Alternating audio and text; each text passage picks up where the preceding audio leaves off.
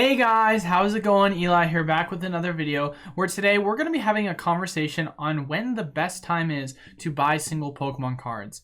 Without further ado, let's just jump right into it. So gotta get it out of the way as always. For those who don't know, we are doing weekly giveaways every single week where 2 lucky winners will be winning 6 Fusion Strike Pokemon booster packs. All you have to do to enter is be subscribed to the channel, leave a like, and comment down below on any one of our 3 videos. If you comment and leave a like down below on all 3, then that allows you to actually enter in 3 times for the giveaway at the end of the week. And on top of that, as well, as we hit our subscriber goals, we then increase the amount we're going to give out to everyone each and every week.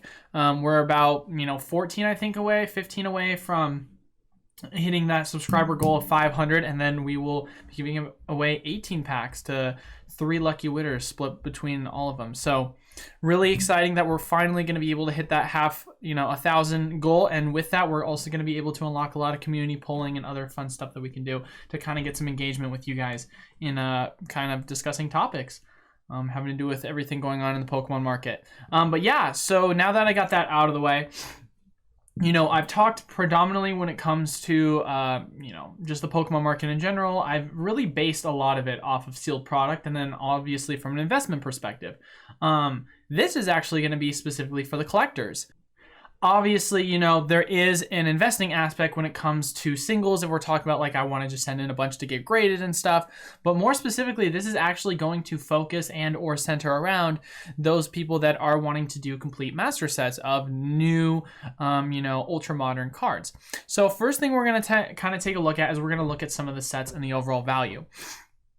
So for those people that don't know, the first set we're looking at is Vivid Voltage. So Vivid Voltage came out this last year, sometime over the summer, if I am correct. We can actually look at and see when Vivid Voltage came out. When did Vivid Voltage come out? It came out in the winter, November, or winter/fall, depending upon which season we're looking at where you live. But it came out November 13, 2020. So the set is a little bit over a year old, right? So initially, for those people that don't know, when the set first came out, it was a pretty big hit. The booster box prices, you're actually able to get it for around 80, $90 when it first came out. This is kind of when, before the hype really kind of took off with Ultra Modern. And then with that, it skyrocketed all the way up to $220. Pokemon card prices, we had some of the amazing rares. For those people that don't know, these are what amazing rares kind of look like. They have that kind of like rainbow swirl around them. You've got the Celebi, the Raikou, the Zacian, the Jirachi, as well as the Rayquaza, which for some reason I can't find. It's probably on this page. But anyway, as far as it goes, yep, there's the Rayquaza. These cards, if I'm correct, this one at the very beginning was going for upwards of like $50. You had a lot of the other ones going for anywhere between $20, $30+. And as you guys can see right now, you can now get the Rayquaza for 90% less, which is absolutely insane to be able to see the fact, no matter how much less it is. Now, here's a couple of factors that go into play as to why there's so much less. 1, obviously, we had our initial 3 waves. 2, there was a reprint that happened about a couple months ago. And then 3, we just had another reprint of it that happened. So we had multiple reprints. And because of that, the booster box prices went from $220 all the way down to about $120, went all the way back up to $160, and now are sitting at below $100, depending upon where you're going to buy them. So overall, the set in and of itself has seen a huge swing in regards to overall single prices. Now, moving on, we can see the Shining Fates Shining Vault. I remember I was talking to someone who basically told me I'm not going to start buying singles from this set until we start to see a lot of the baby shinies go below $5. Well, for those people that can't really see right here, once you start getting the halfway point of the front page, the majority of the baby shinies are under $5. So that's actually ridiculously cheap. Charizard VMAX at one point ungraded was selling for about $500. It's now as low as $110, around $125. Suicune was selling for about $70 to $80. And a lot of the, full art, such as the Lapras VMAX, was going for about $30 to $40. So you saw like a huge dump off in overall pricing. And what's kind of interesting too as well about this set is when it comes to the overall sealed value, you didn't really have a huge reprint. Like, you had a decent amount of reprints, but as far as it goes, the value in and of itself when it comes down to the set you know, there just happened to be so much of these like shinies just flooding onto the market. You know, to my knowledge, of course, I could be completely wrong about this. I think the first initial wave was kind of the biggest one, and then you had like one or two smaller ones. This is kind of what I'm going off based of what I know from my distributors and so on and so on. But with that being said, a lot of it was opened, and because it was one of those popular sets that a lot of people like to collect. And so because of that, you saw single prices just continuously drop more and more over time. I'll be interested to see if they do kind of decide to reprint it again, but as you can see, I mean, prices have absolutely just been crushed and plummeted. Another one we can kind of take a look at as well is we can take a look at Evolving Skies now. And this is kind of where I'm going to really bring up the point of today's video. So Evolving Skies, it came out about, you know, I want to say back in August 26th, I think was the release date. Umbreon VMAX Alternate Art Secret Rare, I think at its high was going for around $250, $300 initial release, but the average market price after the initial pre-orders was going for realistically around $200 to $220. So with that being said, we've already had wave 1, 2, and 3 of Evolving Skies, and it hasn't actually been officially reprinted yet. So please, everyone, keep that in mind because this is important to understand. The Umbreon VMAX alternate art is still going for around $170. So although it's dropped significantly, you know, $50, from a percentage perspective, about 25 to 30%, it is still not dropped nearly as much as a lot of these other sets, which have dropped anywhere between 70 to 90%. Same goes with the Rayquaza VMAX alternate art. It was kind of selling for around the same price with the Umbreon, and obviously it's now down to 153. So, I mean, when it comes to a lot of these alternate arts, a lot of them have held very strong in regards to their overall prices. So in regards to asking ourselves the question, when is the best time to buy? So we're going to go into a little bit of some interesting information. I've already addressed this in some of my earlier videos, more specifically when I was kind of talking about, you know, overall reprints and manipulation. If you want to go check that out, you can see that in one of my older videos. But one of the main things we're kind of going to be driving home is understanding how Pokemon, and especially recently, likes to do things. So from what I know from my distributors, and from what I've heard from a lot of other people, basically how they like to do it is the Pokemon Company likes to do things in 3 full waves. So typically how it'll work is, honestly, it really comes down to the demand of the set and if there was a heavy amount of it printed. So for example, like I remember it was Battle Styles, I think. My overall, you know, second wave actually took forever to come out. Like it was crazy long for it to come out, and even longer than that was my Chilling Reigns. So I would say actually looking at it, Chilling Reigns took me the longest for it to come out. And you know, a lot of people, you know, would say, you know, Chilling Reigns was the most popular set at the time, but here's a perfect reason why it took so long. It was because there was so much focus around the print of that time when it came to Evolving Skies, celebrations, and so it literally didn't come out, like the second wave didn't officially come out for myself until like literally last month. And so it's crazy to see kind of how that works. So there's so many different variables when it comes to how the Pokemon Company decides to reprint things. However, one thing that is tried and true that we can go back and look at from a historical perspective is the Pokemon Company has its initial, you know, 2 to 3 waves, typically 3. And then once it's done that, then it reprints to demand. And so what kind of can we see from a historical perspective is that kind of timeline. Typically speaking, that timeline is about 2 years, I would say, give or take, once the set goes out of rotation. Perfect example, I've used this example before, but we'll bring it up again. Roaring Skies, once again, always got to give credit. Poke Beach, this is an article that came out January 6, 2017. They received information basically that after almost 20 months ago, after the set's initial release in May 2015, they've decided that between the end of January and the beginning of February, you'll see Roaring Skies booster packs on store shelves in the next few weeks.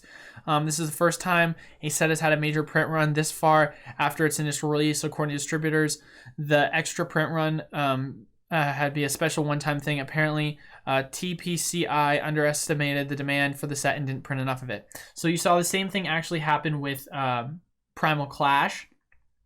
And to be honest with you, it's at a point now where the Pokemon Company is kind of just full steam. I mean, they've said this in a tweet where they're basically just like, we are going to completely print to demand. And they did this for the purpose of, it was right before Worlds. And so for those people that don't know, Pokemon Company has their World Championships that happen around the globe every single year. Next one is going to be taking place, as you can see highlighted above, below, August 2022 in London, England. So every single year a new tournament comes out in August.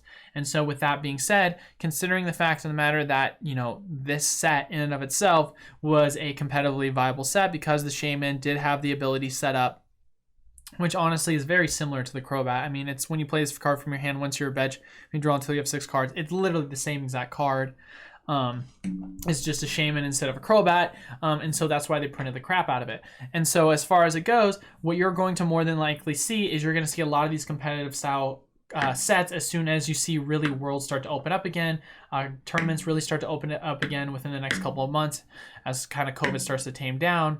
Then you're going to see more and more of these kind of sets get reprinted, and you're also interestingly enough going to see a lot of competitively viable cards kind of come out of the woodworks and start to really gain value when you're going to see a lot more people buy those cards for in-person tournaments. Then on top of that as well, if you see from a historical perspective, last year we had like an Unbroken Bonds reprint, we had a Unified Minds reprint, and we had these reprints right before they went out of rotation.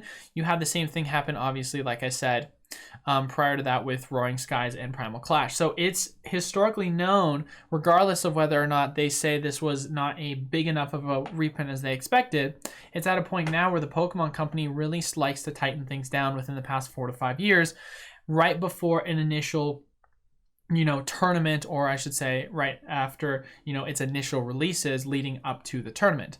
So when asking the question, of course, with you guys, when should I buy singles?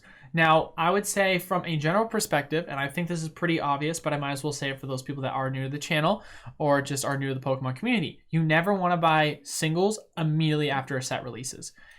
Because that's when you're going to pay the highest prices. You want to basically buy singles once it's started to really fully hit past that point of competitive viability.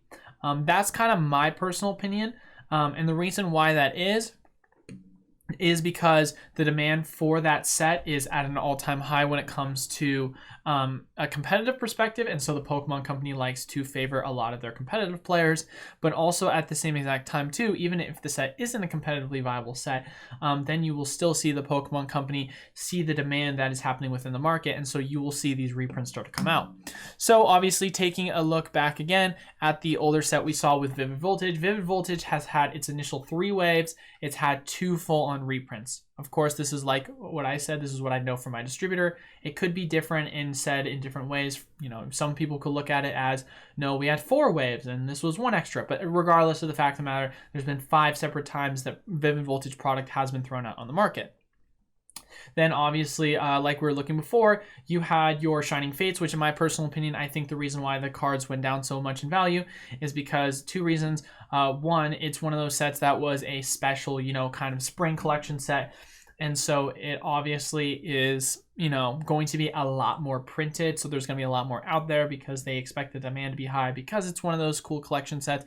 And then 2, cards don't really have any competitive viability other than the Drizzile. And so a lot of the value of the cards are just collected, and then all the extras just get flooded on the market.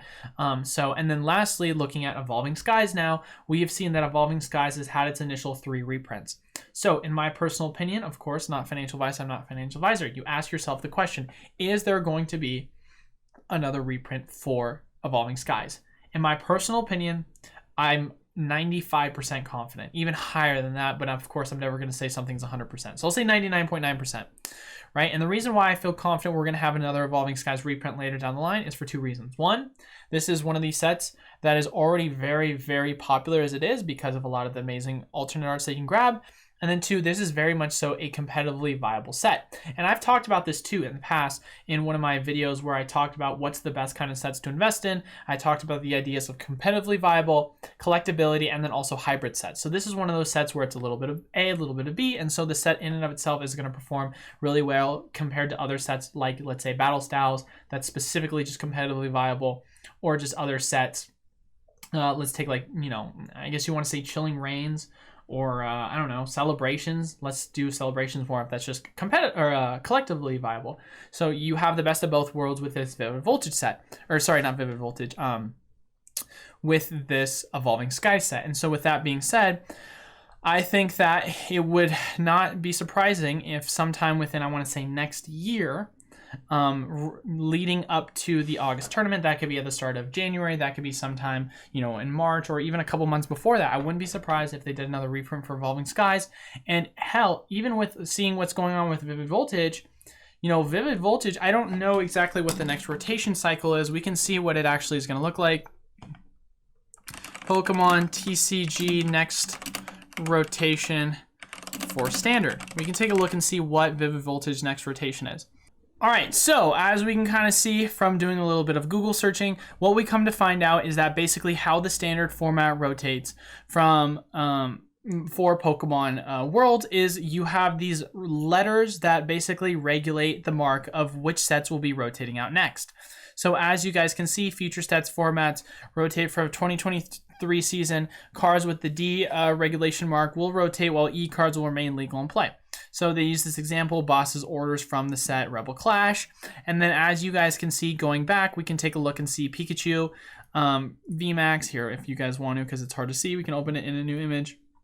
And we can do a little bit of zoom in. If it's hard to see, please bear with me. But as you guys can see clearly right here at the bottom, it is a D.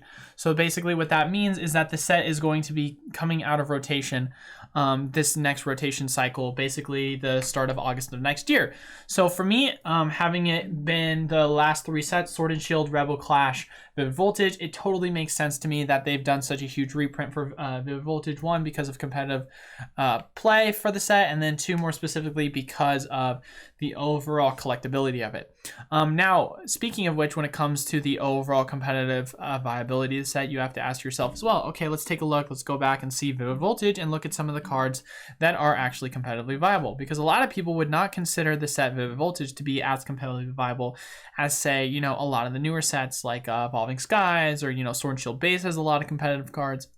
But if we actually go and we take a look specifically at the supporter cards, we will do the uncommons. So you guys can see that they have the Nessa card, which is kind of competitively viable for a lot of Inteleon decks. And then if you want to take a look at things outside of just the regular supporter cards, and you want to just talk about uncommon, common, just individual Pokemon, as far as it goes, there is not really much competitive viability when it comes to the cards. Obviously you have these kind of energies, which they do have some form of competitive viability, but not a ton in regards to overall seeing much play. So in regards to Vivid Voltage, my kind of hypothesis really comes down to the fact of the matter that the set in and of itself is one that has specifically been focused around the collectability of the set and the affordability for a lot of people. However, with that being said, for Evolving Skies, obviously, like we know, as we just saw with the rotationary format with D, we're assuming that Evolving Skies, having it being in the next one, as you can see, there is the E right here. Whoopsie, sorry.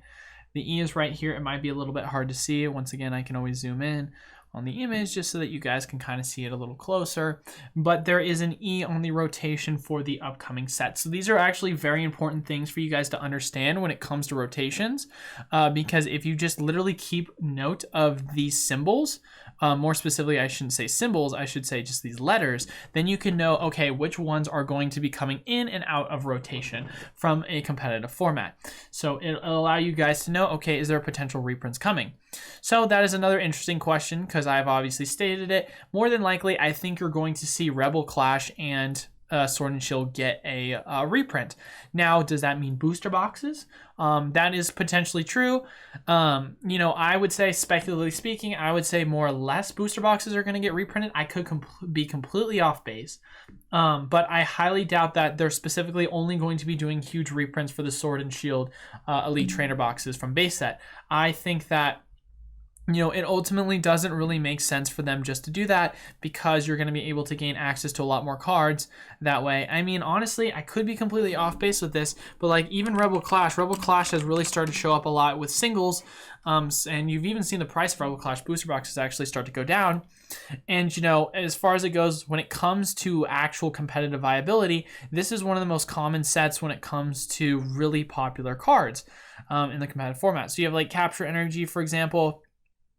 This allows you to take a basic Pokemon once you attach it. So once you attach this to a Pokemon, takes a basic Pokemon, throws on your bench. Super powerful. Horror Energy, super powerful. Galar Mine's also super powerful. It's very, very... I actually play, if you guys watch me do my shiny hunting streams, I also like to play the game on stream. I use the Galar Mine for my Leafeon VMAX deck, which does more damage, the more retreat cost that you see Pokemon have. Training Court's another popular one. Scoop Up is super popular. So like a lot of these cards, a lot of these cards are very much so competitively viable. And so it would make sense to me to see kind of Rebel Clash do a lot more of a reprint. Now, obviously, like I said, a lot of the product that they've kind of been throwing out has included Rebel Clash sealed product. In it, we have the recent Pokeballs that kind of came up. You've seen a lot of regular sleeve boosters in like Walmarts and Targets. But as far as it goes, the overall price of the Vivid Voltage pack, or not Vivid Voltage, sorry, of the Rebel Clash pack is still relatively high in my personal opinion. So if you guys want to just take a look, price plus shipping, we can go and see that the cheapest price you can get the packs for are $3. And you might say to yourself, Eli, $3 is a pretty good deal. Like I would say for the most part that $3 is not that expensive. And sure, you can say to yourself, yeah, 3 times 36 is about $108. That's pretty cheap when you consider the fact of the matter that, you're able to get singles for this much. But when it comes to the overall pull rates, you're not guaranteed anything when you're just buying regular like kind of sleeve stuff. You're guaranteed those pull rates when it comes to booster boxes. But of course, regardless of the fact of the matter, the overall price of these packs still have gone down absolutely drastically since they first initially weren't showing up and being populated in a lot of brick and mortar stores. And if you want to take a look too at Vivid Voltage packs, we can kind of see what the overall price of Vivid Voltage. But Vivid Voltage at one point, the packs were going for $6+, which is crazy to see. And now, if we want to take a look at it, these Vivid Voltage packs are going for, honestly, they're actually going for more still. And that's interesting. I think personally, it more or less has to once again do with the fact that it's just a fun set to open and it's a very collectible set. So regardless of the fact of the matter, though, these are still things that are very important to understand when comparing sets that are popular because of popular because of the collectability, and sets that are popular because of the competitive viability. So two things that are very important to understand. Not to mention the fact of the matter, guys, if you're saying to yourself $4 for a Pokemon freaking Vivid Voltage pack, and then you go on right here and you look at the best selling list, literally one of the top things is a Vivid Voltage booster box, and you can get it for under $100. So, in my personal opinion, guys, once again, if you really want to do the math on it, let's just do 100 divided by 36. That equates to about $2.78 a pack. So you're actually, if you're buying in the booster boxes, you're going to get more bang for your buck in regards to Vivid Voltage, the set. And not to mention the fact of the matter, in my personal opinion, obviously I talk about this, and I'll just kind of make this one quick note. And when I talk about sealed product, obviously I talk about what sets are kind of prone from being reprinted. Considering that it's about to get out of cycle within this next August, being able to buy this for under $100 is actually a really good steal in my personal opinion. So don't be surprised if within the next year or so that booster box price skyrockets all the way up to about $140, $160 by the end of next year, even higher possibly. Obviously all speculative. I can never guarantee anything, but regardless of the fact of the matter, wrapping up and kind of finishing up the whole point of today's topic, when should you invest, or when should you more specifically buy singles that you want to collect? One, never do it initially once the set first releases. That's the worst time to do it.